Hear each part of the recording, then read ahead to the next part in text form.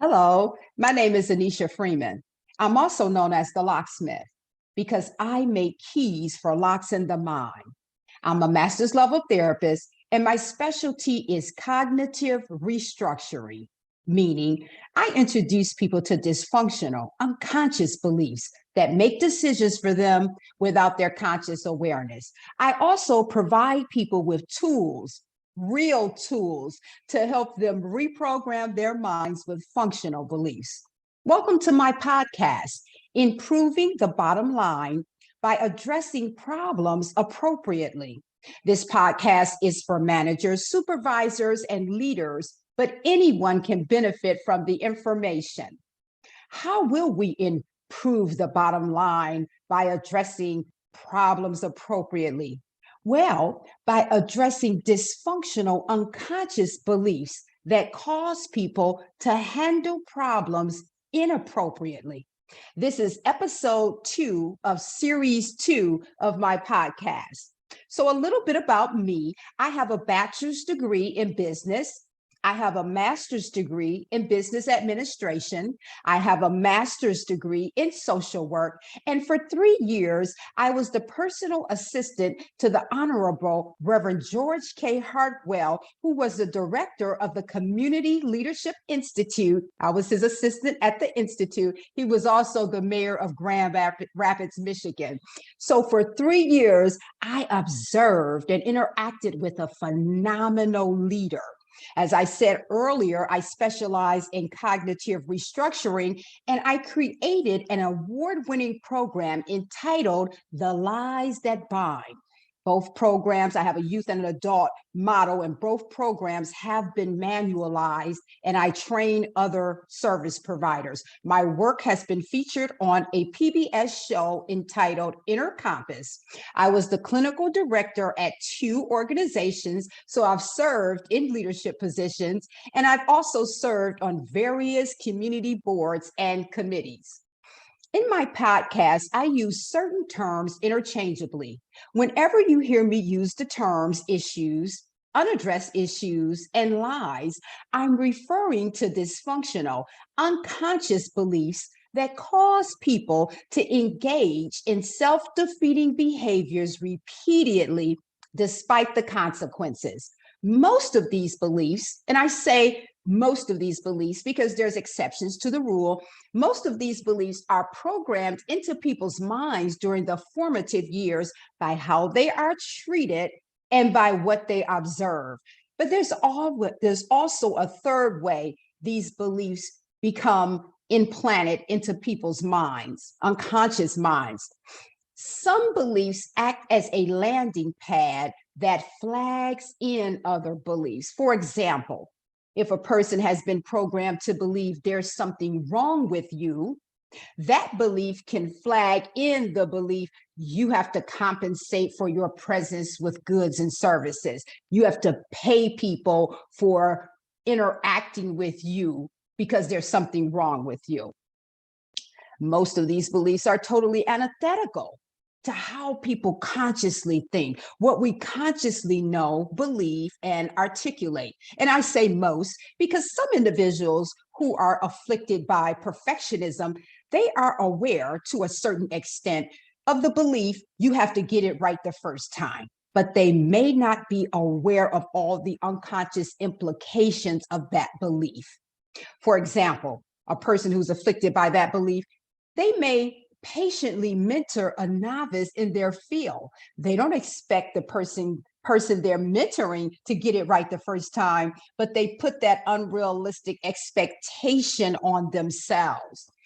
Some people who are afflicted by a belief that falls under the umbrella of a sense of inadequacy may be totally unaware of the belief compared to others, you come up short. This belief makes certain individuals feel envious of other people that the lie rate as superior. Some individuals who are afflicted by the belief compared to others, you come up short, they may make self-debasing remarks based on the lie's rating. So the same dysfunctional belief can affect people differently. And it's hard to fight an invisible enemy. That's the power of the unconscious mind. And Sigmund Freud's theory is that in order to help people, you have to bring the information that's in their unconscious minds to their conscious awareness. I totally agree with his theory. I just have different techniques. So the dysfunctional belief that we're addressing today that exacerbates problems is the belief blame others for your actions or lack of actions. I've nicknamed that belief the throw people under the bus belief. It's a money pit. Now, I chose this belief because it's not as obvious as other unconscious beliefs that I talk about that cause problems, such as the belief criticize and complain, but don't seek solutions, or the belief talk very profoundly about the problem, but take no actions to change anything. I've discussed those two beliefs in a previous podcast. I talk about how those beliefs hijack the agenda at staff meetings. So I'm going to focus on a belief that's not as obvious. Blame others for your actions or lack of actions in this podcast. This belief cause problems to exacerbate that are hurting the bottom line.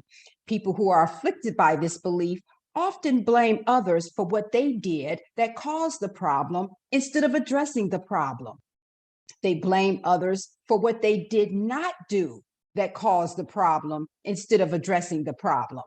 They also tend to ignore the additional problems that manifest when they throw people under the bus instead of admitting fault and correcting the problem. For example, when a leader throws people under the bus, the people who work under them, lose respect. They lose respect for the leader. And so loss of respect causes other problems. It lowers employees' morale. And so low morale causes low productivity. So there's other problems that manifest. People afflicted by this belief ignore the fact that the same problems keep happening because of what they did or did not do. They ignore the amount of money the company or organization lost based on the actions they did or did not take. Dr. R. Joseph, a noted expert in the fields of neuroscience and psychology, says there's a way out for people who were raised in an environment or environments in which these types of dysfunctional unconscious beliefs were transmitted to them. He says they have to be able to recognize the maladaptive, self-destructive patterns they've been engaging in. He says it's difficult for people to change their behavior if they cannot recognize it. So a lot of people who are afflicted by the belief, blame others for your actions or lack of actions, they may be unaware of what they're doing. They may actually believe it's other people's fault. They may not be consciously aware of their actions that are producing problems because they've been blaming others for so long. They actually think that other people are the problem. Dr. Joseph says individuals must also become educated about the alternatives available, meaning alternative ways of thinking and alternative ways of behaving. And so here's a functional belief, an alternative way of thinking that challenges the dysfunctional belief we're addressing today. I call it the omitted and corrected belief. So this belief challenges the lie, blame others for your actions or lack of actions. When people hear an individual they are considering working for or hiring or contracting with blaming others for his or her actions or lack of actions, they lose respect for the person. They realize they can't trust the blame thrower to own his or her role in situations. Meaning, other professionals who have healthy thought processes know that people make mistakes. They also know that it's very important for individuals to admit when they make mistakes in order to make the necessary corrections, especially when the work is time sensitive, and most work is time sensitive. Blame throwing is a time wasting, money-consuming activity. In addition, if a person does not own his or her role in whatever happened, it's a good chance the same situation will occur again. Pursuing a contract with, or working for, or hiring a person who blames others for his or her actions or lack of actions is not a wise business decision. A person who accepts responsibility for his or her role in situations does not waste time blaming others. He or she uses time for damage control and note to self reflections. Other professionals who have opportunities that this individual could benefit from will gladly work with this person because he or she is an admitted, quitted, and corrected type of person. So here are some strategies to address the behaviors associated with this dysfunctional belief. For the behavior of blaming others for what they did that caused the problem instead of addressing the problem, admit what you did that caused the problem. Use the problem-solving model to address the problem. So for people who may not be aware with the problem-solving model, there's several out there, but one that's very common is identify the problem, make sure it's not the symptom, generate 3 possible solutions, select the solution you believe will be the best, so that's the best fit, implement the solution, and then evaluate if it fixed the problem. If it did not, then go back and choose one of the other solutions that you generated and then implement that solution. If other people make decisions that contributed to the problem, help them accept responsibility for their roles. Because some leaders, I've heard leaders say that, hey, I'm the leader, so I take full responsibility for what went wrong. That sounds very noble, but when that's going to the other extreme. So blame others for your actions or lack of actions is what I've coined as a villain-based belief. There's for every villain-based belief, there's a victim belief counterpart. So it goes either way. For every victim belief, there's a villain belief counterpart.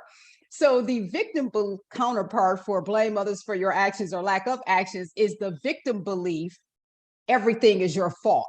Now, if a leader is unpacking a situation to see, okay, what's the problem? We're using the problem-solving model. They should deconstruct the problem, take full responsibility for their role. But if other people played a role in the problem, they need to take responsibility for their role or the problem might happen again. So for the behavior of blaming others for what they did not do that caused the problem instead of addressing the problem, admit what you did not do that caused the problem. Do damage control. Do a note to self-reflection. Hindsight 2020. Acknowledge what you will do in the future to avoid similar problems. For the behavior of ignoring the additional problems that manifest when they throw people under the bus instead of admitting fault and correcting the problem. Stop throwing people under the bus for what you did. Use the time you previously spent blame throwing, fixing the problems you caused.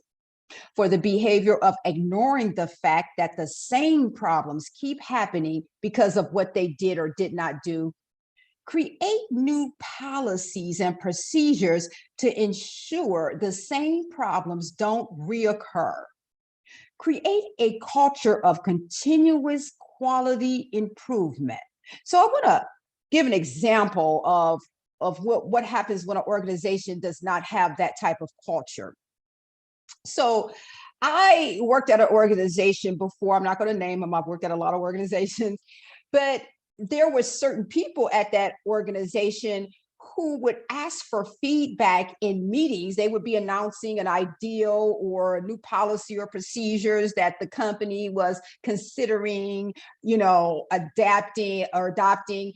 And when people would give feedback, the leaders that asked for the feedback would shut them down or make a sarcastic remark if they didn't like the feedback, or if the feedback challenged them to revisit their idea or rethink the way they were going to do a particular thing. And so I would hear people mumbling under their breath at the meeting.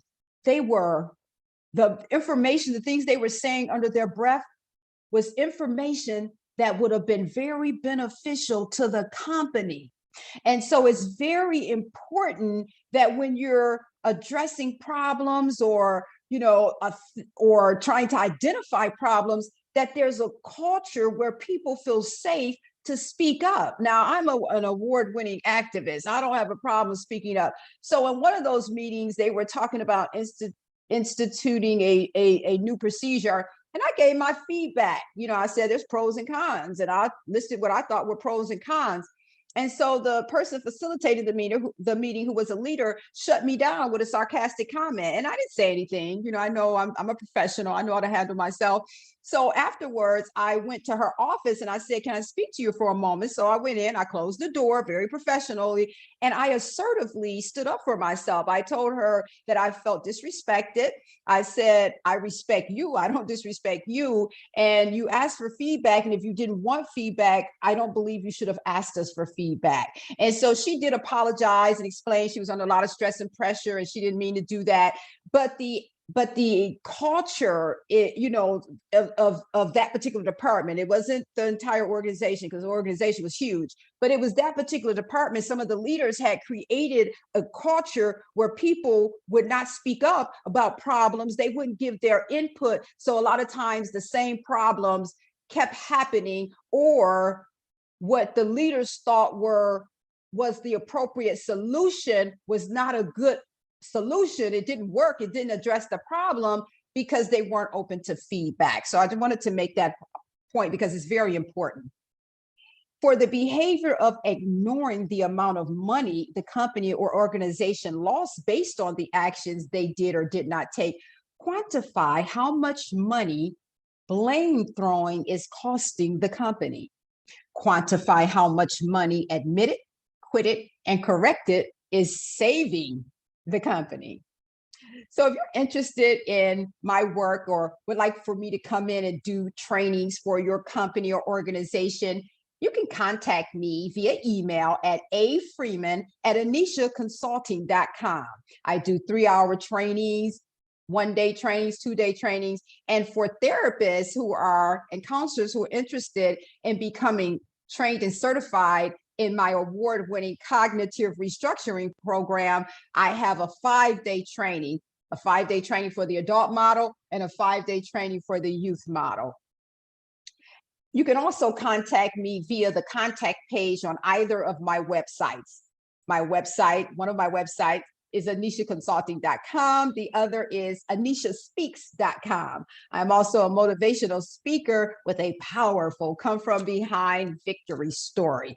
On my website, AnnesiaConsulting.com, I offer material that people can purchase, the general public can purchase. So these workbooks, the adult reenactment of the childhood script, the 100 most commonly seen unconscious lies. It's really 200. It's 100 victim lies and 100 villain lies. So it's 200, but I say 100 because it's the same lie. It's just two versions of the lies.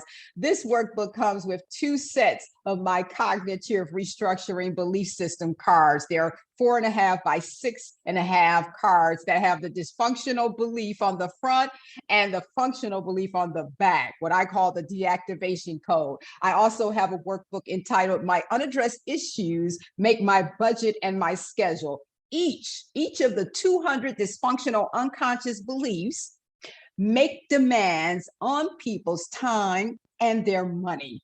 And here's the manuals. These manuals, my program manuals, are not available for general public. These are the manuals that service providers receive when they go through the 5-day training. This is my adult program manual. It's 410 pages. This is my youth program manual. It's 523 pages. I also have books available and audio trainings and teachings on my website. Be sure to check out episode 3 of series 2 of my podcast. And the topic will be improving the bottom line by improving staff morale. I release a version or a series of my episode rather of my podcast every Wednesday. I look forward to talking with you next week. Bye-bye.